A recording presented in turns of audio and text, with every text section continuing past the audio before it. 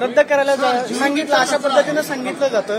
मंत्र्यांवरती अशा पद्धतीने आरोप होणं किंवा मराठा विरुद्ध ओबीसी विरुद्ध, मला असं वाटतं की पहिल्यांदा तर कुठल्याही मंत्र्याकडे कोणाचीही तक्रार आली तर मंत्र्यावर संविधानाने टाकलेली जबाबदारी आहे की त्याची चौकशी करायला ती पाठवली पाहिजे।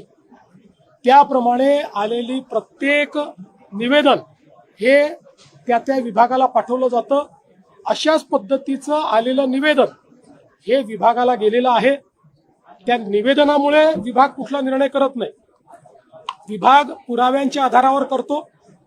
त्या ठिकाणी जी कमिटी आहे ही कमिटी सरकारला बांधील नाही, ती सरकारला रिपोर्ट देखील करत नाही।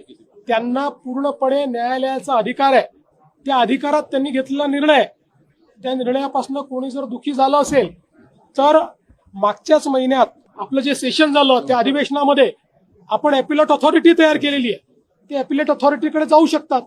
पण केवळ एखादा मंत्री ओबीसी आहे म्हणून त्याला अशा पद्धतीनं टार्गेट करणं हे योग्य नाही, हे महाराष्ट्राला शोभणारं नाही, हे कोणालाही आवडणार नाही।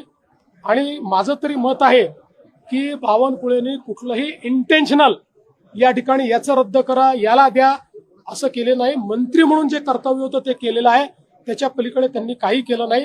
त्यामुळे मला असं वाटतं की अशा पद्धतीनं त्यांना कॉर्नर करणं